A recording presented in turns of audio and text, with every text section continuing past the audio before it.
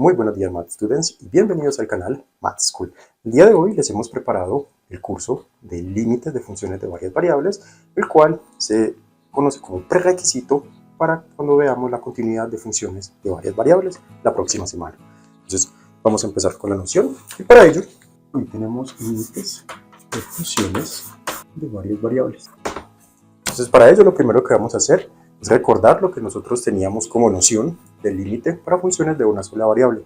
Recordemos que siempre en el límite teníamos un límite lateral a la derecha, un límite lateral a la izquierda, y la existencia del límite como tal requería que ambos límites existieran y que fueran iguales.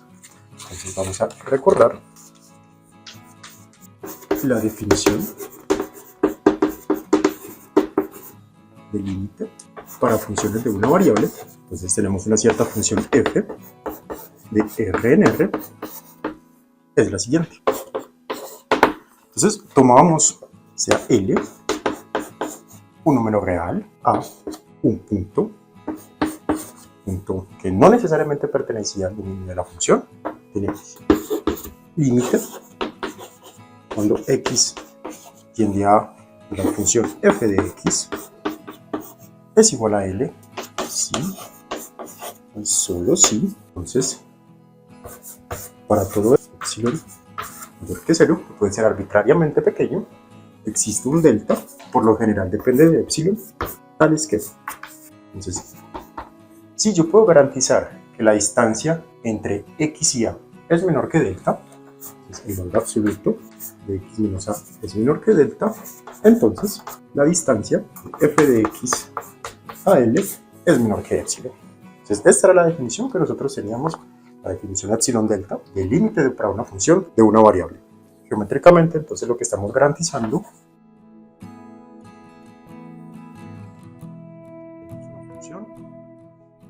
es cada vez que yo tome una vecindad alrededor del punto L de longitud delta, pues una vecindad de la forma L más epsilon, L menos epsilon, entonces yo puedo garantizar una vecindad de longitud delta alrededor del punto A. Entonces yo garantizo una vecindad alrededor de A de longitud delta menos delta A más delta, tal que todos los puntos de la vecindad de longitud delta alrededor de A serán enviados bajo la función f a puntos que están en la vecindad de longitud epsilon. Para cualquier punto que yo tome acá, es cualquier punto x, f de x pertenece a esta vecindad. Punto de coordenadas x, f de x, entonces da lugar a un punto cuya coordenada en y está en la vecindad de longitud epsilon para L. Y eso se puede satisfacer para cualquier epsilon que yo tome, en el cual voy a poder encontrar un delta que satisfaga este jueguito con las vecindades. Ahora nosotros queremos reemplazar o generalizar esta noción de límite para una función de varias variables. Entonces veamos que esta función yace explícitamente sobre la distancia que uno utiliza en el plano real, el valor absoluto de x menos a. Esta parte de acá no va a cambiar porque las funciones que nosotros trabajamos son funciones de R2 en R. Entonces digamos, la distancia entre las imágenes siempre se va a preservar, va a ser el mismo valor absoluto. Sin embargo, acá estamos utilizando distancias entre puntos que están, digamos, en un subconjunto donde f toma valores. Ahora, el subconjunto para funciones de dos variables va a ser R2. Entonces tenemos que mirar cómo se utiliza la distancia en R2. Veamos eso. Antes de introducir la noción de límite.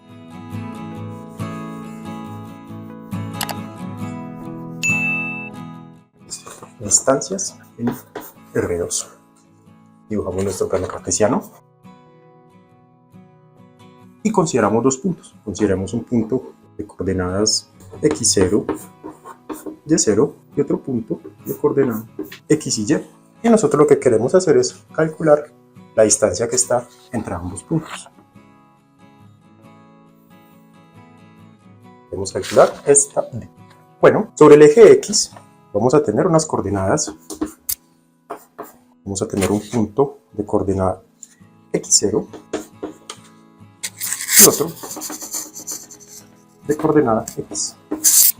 De manera análoga, sobre el eje y, entonces tenemos un punto de coordenada y0 y vamos a tener otro de coordenada y. Punto de coordenada y. y queremos saber esta distancia. Bueno, para conocer la distancia que tenemos entre los puntos x0, y0 y x y y, tenemos después del teorema de Pitágoras, la distancia b será igual a la raíz cuadrada de la distancia entre x0 y x al cuadrado, x0 al cuadrado, más la distancia al cuadrado de y y0. Entonces y menos y0 al cuadrado. Y le tomamos la raíz cuadrada. Pues ahora ya tenemos una interpretación para la distancia entre un punto x0, y0 y x y y. Pero recordemos que para la noción de límite también teníamos una noción de una vecindad alrededor del punto A de longitud delta. Ahora lo que nosotros queremos saber es lo que significa una vecindad alrededor del punto x0, y0 de longitud delta. Es una observación.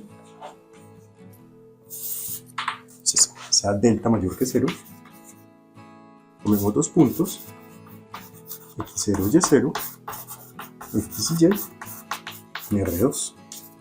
Entonces, tenemos que la distancia, digamos, esta distancia d, no es más que la raíz cuadrada de x0 menos x al cuadrado, más y menos y0 al cuadrado, la raíz cuadrada, es menor que delta, sí, solo si los cuadrados satisfacen la misma desigualdad. Entonces, x0 menos x cuadrado más y0 menos y al cuadrado, el orden no importa porque estamos al cuadrado, es menor que delta cuadrado. ¿Pero qué significa esto? Esta expresión nos está dando precisamente un disco de radio delta centrado en el punto x0, y0. Radio delta centrado en x0. Entonces ahora la noción de límite va a decir algo así como, dado epsilon mayor que 0, va a existir un delta, tal que si usted considera una vecindad alrededor del punto x0, y0, es decir, un disco de radio delta alrededor del punto x0, y0, entonces todos los valores de este disco, todos los valores que estén al interior del disco, van a ser enviados bajo la función f, digamos la función de dos variables, en un intervalo de longitud delta alrededor del punto L. Es el punto en el cual nosotros queremos hacer converger la función. Entonces, geométricamente,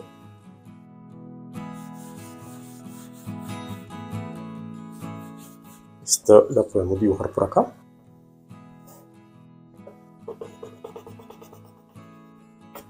Tenemos un disco, digamos, centrado alrededor del punto x0 y y0 y tiene longitud delta. Tiene un radio delta. Lo importante es que no tomamos los puntos, digamos, de la frontera, esos puntos exteriores que están acá, dado que la distancia tiene que ser menor que delta. Si fuera menor o igual, entonces sería un disquito cerrado. Sobre estas nociones de abierto y cerrado, nosotros vamos a volver un poco luego, cuando veamos más o menos la topología que se tiene en el espacio R2. Entonces, vamos a comparar. Entonces, recordemos que para funciones de una variable, lo que nosotros decíamos es que, dado epsilon mayor que 0, podíamos considerar entonces una vecindad alrededor del punto L de longitud epsilon. L más epsilon, L menos epsilon. Y queríamos encontrar un delta, si el límite existía, entonces siempre podíamos garantizar la existencia de un cierto delta, tal que si alrededor del puntico A consideramos ahora una vecindad de longitud delta, entonces todos los puntos que se encontraran en este intervalo iban a ser enviados a este intervalo de longitud epsilon alrededor de L. Entonces este era un punto X, punto U, entonces iban a ser enviados por acá.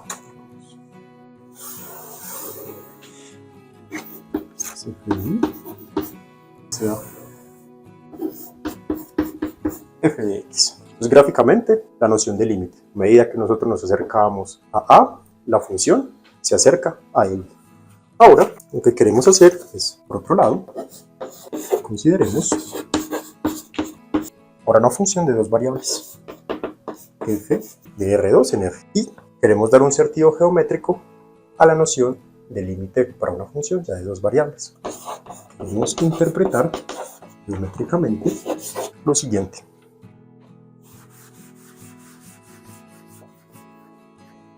El límite para cuando x y tiende a x0 y0 de f de XY y que este límite sea igual a L. Entonces es importante, L es un punto, es un número real, porque esto es un límite de números reales. La función toma dominio, toma valores en R.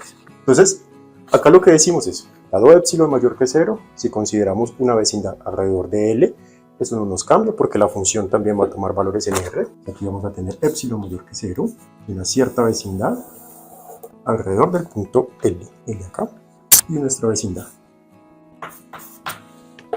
Y para este epsilon mayor que 0, nosotros siempre podemos garantizar la existencia de una vecindad alrededor de A, en que todos los valores que están en esta vecindad, U y X, son enviados en la vecindad epsilon de L. ¿Qué significa entonces para una función de dos variables? Significa que podemos encontrar un disco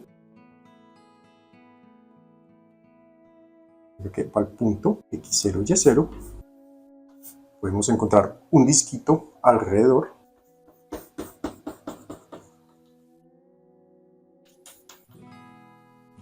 un disco de longitud delta, tal que para cualquier punto que yo tome al interior de este disco, es decir, para cualquier punto que esté a distancia menor que delta, el punto x0, y0, u otro punto por acá, punto de coordenadas u como b y x y y. Entonces estos puntos que están a distancia menor que delta del punto x0, y0, van a estar a distancia menor que epsilon de L.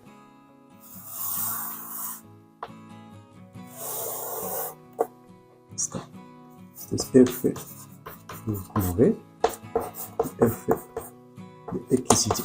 Entonces ahora lo que vamos a tener para la definición de límite es que dado epsilon mayor que 0, existe un delta mayor que 0 que depende de epsilon, tal es que si la distancia de x y y a x0 y0, es decir, la raíz cuadrada de x menos x0 cuadrado más y menos y0 cuadrado es menor que delta, entonces la distancia o el valor absoluto de f de xy y L va a ser menor que epsilon. Entonces vamos a escribir esa definición.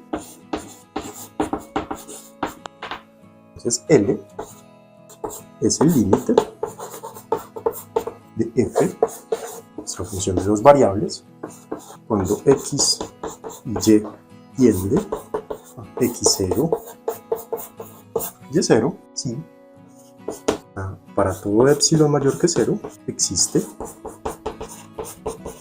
delta mayor que 0, tales que, como habíamos dicho, si la distancia de un punto x y y al punto x0 y0 es menor que delta, entonces en este caso es una distancia para puntos en R2, la raíz de x menos x0 cuadrado más y menos y0 cuadrado es menor que delta, entonces la distancia entre f de xy y L tiene que ser menor que epsilon. Es menor que epsilon. Y ahí tenemos nuestra definición de un límite para funciones de dos variables.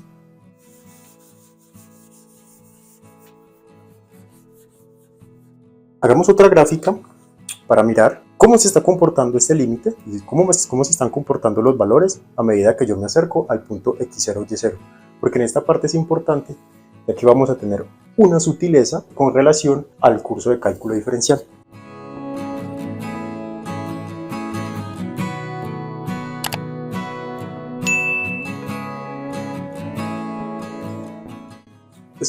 Digamos que tenemos nuestra superficie S, que es una superficie que está descrita por la ecuación de f, la función de dos variables en f, y tomamos un punto x0, y0 en el plano R2. Pues tenemos coordenadas x, y y z. Ahora, queremos darle entonces una nueva interpretación geométrica, queremos, digamos, volver a revisar esta definición, y para ello tomamos una vecindad de longitud delta, tenemos aquí un cierto radio, es delta, alrededor del punto x0, y0. Lo que estamos diciendo es, bueno, todos estos punticos que están en x0, y0, alrededor de x0, y0, van a estar en una vecindad epsilon más epsilon menos epsilon alrededor de L. O sea, cada vez que yo tome un punto xy, yo sé que el punto va a tener coordenada z en la vecindad L, la vecindad epsilon alrededor de L. Esa es simplemente la definición del límite cuando XY tendría X0, Y0. Pero veamos una cosa. Yo a X0, Y0 me puedo acercar por cualquier camino. Yo me puedo acercar por este camino acá, puedo venirme por acá, acercarme al punto X0, Y0. Yo puedo venirme por este eje, acercarme al punto X0, Y0, o yo puedo tomar caminos mucho más exóticos. Puedo hacer algo como así. Me lo impide. Caminos mucho más exóticos para acercarme a este punto. Ahora, acá hay una diferencia con el curso de cálculo diferencial.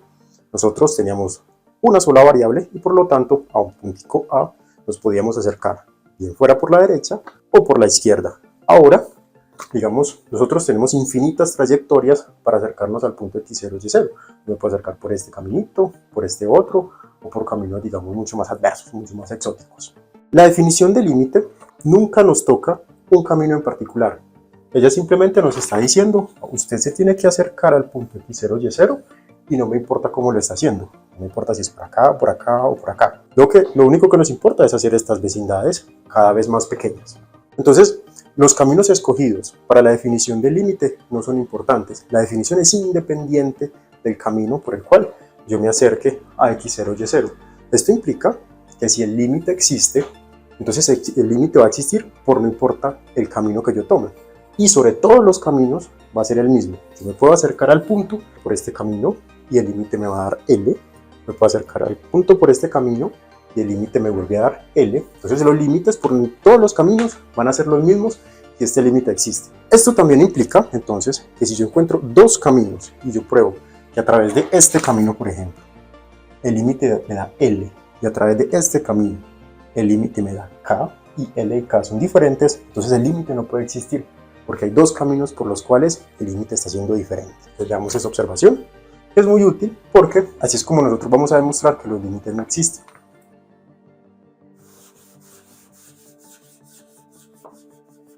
Coloquemos algo acá, podemos acercarnos mediante infinitas curvas, las curvitas que tenemos acá en rojo, y el límite es el mismo. El límite es independiente de la trayectoria cuando este límite existe. Pero si el límite no existe, primera cosa, si el límite existe, este será igual, sin importar la trayectoria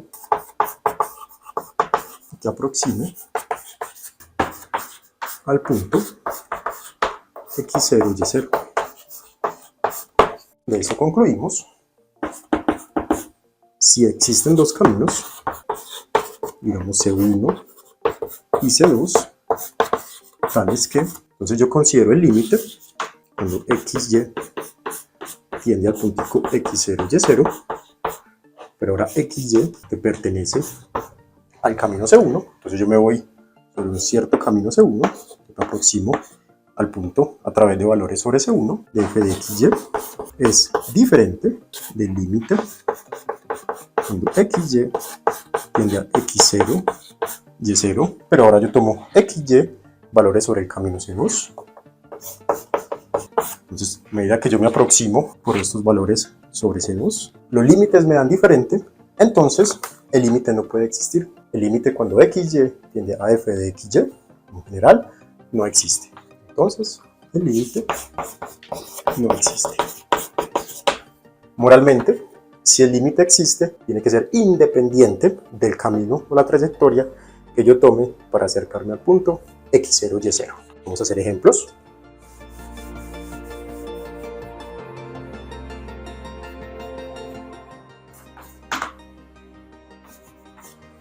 Demostrar que el límite cuando XY tiende a 0, 0 de la función x2 menos y2 sobre x2 más y2 no existe. Entonces, como habíamos dicho, para mostrar que un límite no existe, un límite de dos variables, tenemos que encontrar un camino C1, un camino C2, tal que el límite de la función, cuando yo me acerco a través del camino C1, es diferente del límite de la función cuando yo me acerco a través del camino C2. Entonces consideremos los caminos. Entonces C1 va a ser el conjunto de todos los puntos de la forma X y Y en R2, tales que X es igual a 0. Entonces déjenme dibujar estos caminos. Entonces el primero que vamos a hacer es acercarnos a través del eje Y. Vamos que este punto que está acá sea el origen. Entonces este es el camino C1. Yo me acerco a través de todos los puntos que tienen coordenada en X igual a 0. Y un segundo camino C2, que es el conjunto de todos los puntos X y en R2, tales que Y es igual a 0. Ahora yo me voy a acercar al origen a través del eje X. Este es mi camino C2. Y lo que vamos a mirar es que el límite de la función, cuando yo me acerco al origen a través del camino C1, va a ser diferente al límite de la función cuando yo me acerco a través del camino C2.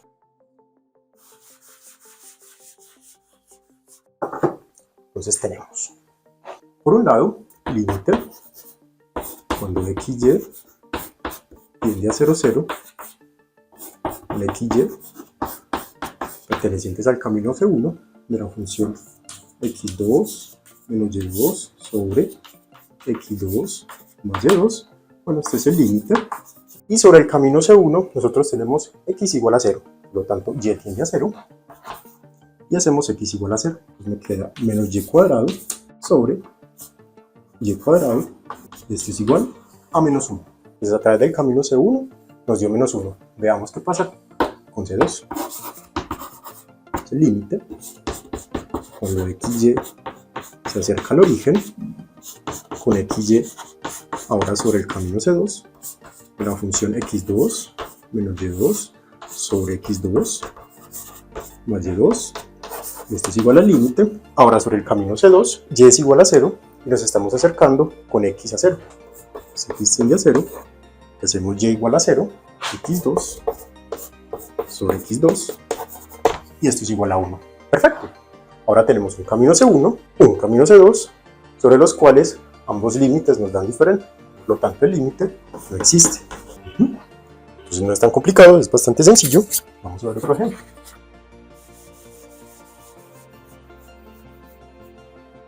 Entonces, una observación antes de continuar es que análogo al curso de cálculo diferencial, en el cual nosotros nos acercamos a un punto en el cual la función no estaba posiblemente definida, aquí es exactamente igual. La noción de límite nos permite corroborar el comportamiento de una función cuando la función se acerca a un punto que no pertenece a su dominio, un punto problemático para la función. Aquí el punto 0, 0 es un punto problemático en el denominador, no pertenece al dominio de la función, pero nosotros podemos determinar su comportamiento. Si tiene un comportamiento bien definido, esa buena definición la veremos la próxima semana en el tema de continuidad, o es un comportamiento, digamos, que no se puede arreglar. Entonces, aquí tiene un salto, la función no se puede arreglar.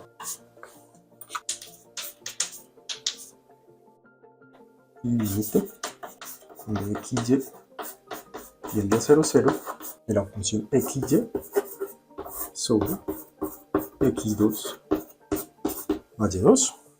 Entonces nuevamente por el momento estamos demostrando la no existencia, lo de siempre. Vamos a encontrar dos caminos por los cuales el límite esté tomando valores diferentes. Pues como ahora, digamos, tenemos dos caminos que han funcionado muy bien para el ejemplo anterior, vamos a volver a utilizarlos. De solución. Consideremos C1 es el conjunto de la forma x igual a 0 y C2 es el camino y igual a 0. Y notemos que en este caso el límite cuando xy tiende a 0, 0 con x y y sobre el camino C1, yo voy a llamar esta función f. La función f de xy va a ser igual al límite cuando xy tiende a 0, 0, pero ahora xy sobre el camino C2, la función f. Claro, sobre el camino C1 yo tengo que hacer x igual a 0, exactamente como hicimos ahora. Sobre el camino C1 hacíamos x igual a 0, pero si x es igual a 0, entonces este límite nos da 0, entonces está anulando el numerador. De manera análoga, sobre el camino C2, y es igual a 0, entonces hacíamos y igual a 0 como hicimos en el ejemplo anterior. Pero si hacemos y igual a 0, el numerador es igual a 0 y el límite nos da 0. Entonces hemos encontrado dos caminos por los cuales el límite está dando igual. ¿Podemos concluir que el límite entonces va a existir? No, simplemente vimos dos caminos, tuvimos la mala suerte de que al acercarnos por estos dos caminos, el límite estaba siendo el mismo. Entonces, por el momento no podemos concluir ni la existencia y mucho menos la no existencia. Pero hay un tercer camino que podemos considerar. Por el momento hemos hecho esto. Hemos hecho esto. Y nos ha ido bien. Ahora vamos a considerar este camino. A ver qué pasa. Camino de la forma x igual a y. Entonces consideremos. Tenemos C, punto de todos los puntos, XY en R2, tales que X es igual a Y. Y veamos qué pasa con el límite cuando yo me acerco sobre este camino. Es el límite cuando XY tiende al origen, pero ahora XY sobre el camino C, de la función f de XY, entonces es igual al límite cuando X tiende a 0, y ahora X es igual a Y. Entonces donde haya una Y, la reemplazo por una X. Tendremos X cuadrado sobre X cuadrado más X cuadrado, y esto me da un medio. Bueno, perfecto. Hemos encontrado otro camino, C, sobre el cual el límite me da diferente. Por este camino C, el límite me da un medio, y sobre los caminos C1 y C2, el límite me está dando 0. Por lo tanto, el límite no existe. Bueno, vamos a considerar ahora un ejemplo un poco más exótico. Hemos visto que es fácil encontrar dos caminos para unas ciertas funciones en las cuales los límites son diferentes. Veamos qué sucede con la siguiente función. C, si f de xy es igual a x y2 sobre x2 más y4, existe límite de xy tiende a 0, 0 de la función. Entonces, para ahorrar un poco de tiempo, vamos a considerar todas las trayectorias a través de rectas que pasan por el origen que pudiéramos considerar. Solución. Consideremos los conjuntos de la forma CM. Son todos los puntos XY de R2, es que Y es igual a MX. Y veamos qué sucede a través de estas trayectorias. Entonces, tenemos el origen. Nosotros nos estamos acercando a través de esta trayectoria, una recta vertical, pero también nos podemos acercar a través de rectas con pendiente positiva, rectas con pendiente negativa. Estamos acercando al origen a través de infinitas trayectorias. Sin límite, cuando XY tiende a 0, 0, con XY sobre una de estas rectas, cualquiera, no nos interesa, de la función. Entonces va a ser igual, y ahora donde encontremos una Y, le ponemos un MX. Entonces, límite, escribo por acá, cuando X tiende a 0, y estamos reemplazando el valor para Y. Entonces X, M, X cuadrado sobre X cuadrado más MX a la 4. Esto es lo mismo, límite, cuando X tiende a 0, de m cuadrado x a la 3 sobre x cuadrado más m a la 4 x a la 4. Si cancelo las x cuadrada, tenemos que el límite cuando x tiende a 0 nos da 0. Ya cuando cancelamos esta x, en el denominador no tenemos más problemas y nos queda una x en el numerador que hace que el límite sea igual a 0. Entonces estamos notando algo muy particular. Cuando nosotros nos acercamos a través de un conjunto infinito de trayectorias, que son todas las rectas de la forma mx, el límite está dando igual, está dando 0. Entonces una pregunta en este momento podría ser, Andrés, ¿es que ahora podemos concluir que el límite existe y es igual a 0? Ahora tenemos infinitas trayectorias sobre las cuales el límite nos da 0. Desafortunadamente no, porque no estamos cubriendo todas las trayectorias. Conjunto infinito, ciertamente, pero no todas. Esto nos dice que la sutileza que ahora se presenta con el curso de cálculo diferencial es la forma como nosotros nos acercamos. En cálculo diferencial teníamos solo dos trayectorias, derecha e izquierda. Ya tenemos infinitas, pues incluso si a través de este conjunto CM, no importa cuál M, nosotros tenemos el mismo límite, aún no podemos decir que el límite existe. La razón es la siguiente. Consideremos ahora conjunto C de cuadrado, conjunto de puntos XY, tales que X es igual a Y cuadrado. Entonces, acá tenemos el origen. Y nos acercamos a través de una parábola. Esta parábola, acá. Acercamos. Y queremos ver ahora qué sucede con el límite cuando nos acercamos, pero ahora tomando valores que se encuentran sobre la parábola x igual a y cuadrado. Límite cuando xy tiende a 0, 0, con xy sobre este camino 6y cuadrado de la función, entonces es igual al límite cuando y tiende a 0. Ahora y es la variable independiente, x es la variable dependiente, entonces hacemos la variable independiente tender a 0. B, y donde haya una x, lo vamos a reemplazar por un y cuadrado, como y2, por y2 sobre x cuadrado, y2 a la 2 más y cuadrado. ¿Cuánto nos da esto? Bueno, esto nos da y a la 4 sobre 2y a la 4, un medio. Bueno, hemos encontrado otro camino un poco más exótico, la parábola, sobre el cual el límite nos da un medio, diferente al valor que habíamos encontrado por un conjunto infinito de trayectorias. Entonces, incluso si nos acercamos por un conjunto infinito de trayectorias y nos está dando el mismo valor, bueno, encontramos un camino un poco más exótico en el cual nos da un valor diferente. Por lo tanto, el límite no existe. Entonces, tenemos que hacer mucha atención en el hecho de que infinitas trayectorias que se acerquen al mismo valor no implica que el límite exista. Y vamos a terminar con un ejemplo de la existencia del límite.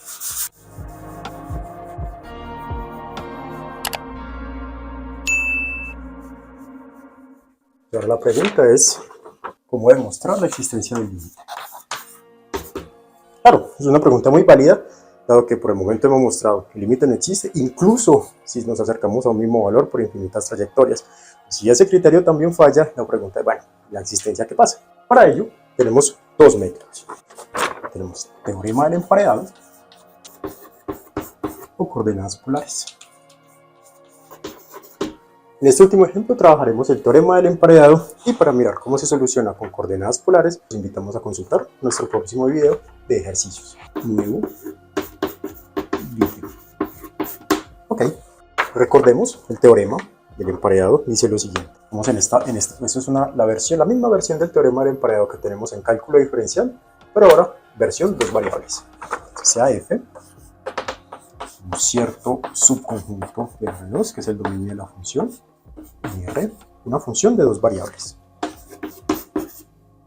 y y h, definidas en D, también definidas en el mismo dominio, tales que para todo punto xy que yo tome de f, nosotros sabemos que g de xy es más pequeño que f de xy, a su vez es más pequeña h de xy. Si el límite cuando xy tiende a x0, y0 de g de xy es el mismo límite xy tendiendo a x0, y0 de h de xy, esto es igual a L. Entonces, si las funciones de los extremos tienen el límite L, la función que se encuentra en el emparedado, ensanduchada, va a tener el mismo límite L. Entonces, el límite cuando xy tiende a 0, 0, f de xy tiene que ser igual a L. Pues por lo general, la función del medio es una función complicada. Lo que hacemos es encontrar dos funciones cuyo límite sea más fácil de evaluar. En general, digamos, tenemos un cociente de la forma x2 más y2, que es difícil de cancelar, y encontramos una función que ya no tenga ese cociente, que tiendan a 0. Ejemplo. Calcular el límite cuando xy tiende a 0, 0, 3x cuadrado, y sobre x cuadrado más y cuadrado.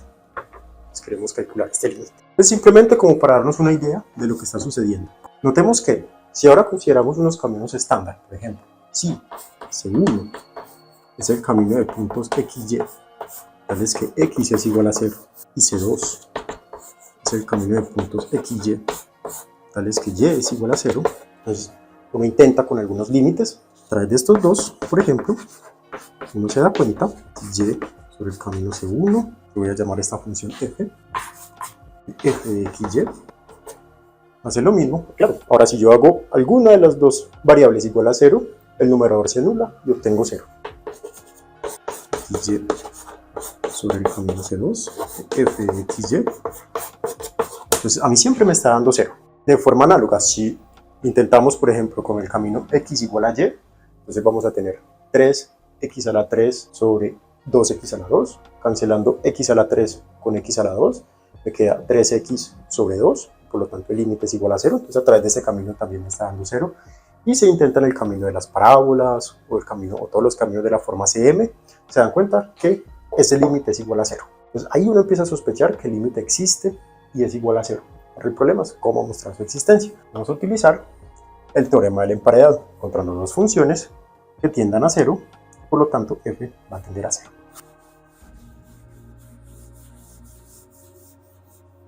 Entonces, de la definición del límite, sabemos que el límite, cuando xy tiende a 0, 0, de nuestra función f de xy es igual a 0, si es solo un sí, entonces, para cualquier par de puntos xy que estén a una distancia muy pequeña del origen, f de xy va a estar muy cerca de 0. Es decir, el valor absoluto de f de xy va a ser igual a 0. Si solo sí, valor absoluto de f de xy tiende a 0 cuando xy tienden a 0, 0. Vamos a calcular este valor absoluto. Valor absoluto de f de xy, entonces es igual al valor absoluto de 3x cuadrado y sobre x cuadrado más y cuadrado. Ahora, por propiedad del valor absoluto, el valor absoluto de un producto es el producto de los valores absolutos, el valor absoluto de un cociente es el cociente. Entonces yo voy a tener 3x cuadrado, no lo pongo en valor absoluto porque x cuadrado es una cantidad positiva, valor absoluto de y, sobre x2 más y2. Y para aproximar f de xy a 0, nosotros vemos que el impedimento es este denominador que se puede hacer igual a 0. Entonces, de alguna forma tenemos que cancelar. ¿Cómo lo vamos a hacer? Bueno, borrar por acá. Entonces, en la etapa que sigue, vamos a recordar dos cosas. La primera es x cuadrado, que es obviamente más pequeño que x cuadrado más y cuadrado. Entonces, x cuadrado es menor que si al mismo, yo le sumo una cantidad positiva, puede ser igual a 0, por eso es igual, o en general es menor. Y la segunda es que el valor absoluto de y es lo mismo que la raíz de y cuadrado, y la raíz es una función creciente, por lo tanto esto es menor o igual que la raíz de x cuadrado más y cuadrado. ¿Para qué recordar estas dos desigualdades? Que ahora yo puedo decir entonces, esta expresión del numerador es menor o igual que 3x cuadrado, pero x cuadrado es menor o igual que x cuadrado más y cuadrado, por el valor absoluto de y, el valor absoluto de y es menor o igual que la raíz de x cuadrado más y cuadrado, sobre, y esto no lo he tocado. Pero entonces, ¿esto cuánto nos da? Puedo cancelar ahora este con este, y obtenemos que el valor absoluto de f de xy es menor o igual que 3 raíz de x2 más y2 a la 1 medio, y esto tiende a 0 cuando xy tiende al origen. Lo que hemos hecho, bueno, hemos encontrado un par de funciones. Esta función es positiva, hemos encontrado la función 0, la función 3 raíz de x2 más y2, que me encierran a la función f de xy, tal es que ambas funciones están convergiendo a 0. Por el teorema del emparedado, entonces podemos decir que f converge a 0. Teorema del emparedado, f de xy tiende a 0 cuando xy tiende a 0, 0. Y con esto hemos concluido nuestra clase de hoy. Para aprender sobre mucho más de estos límites, entonces los invitamos a consultar nuestro próximo video, que será una sección de ejercicios en el cual desarrollaremos algunos límites e introduciremos las coordenadas polares. Nos vemos la próxima semana para nuestro próximo video de continuidad. Hasta pronto, Math Students.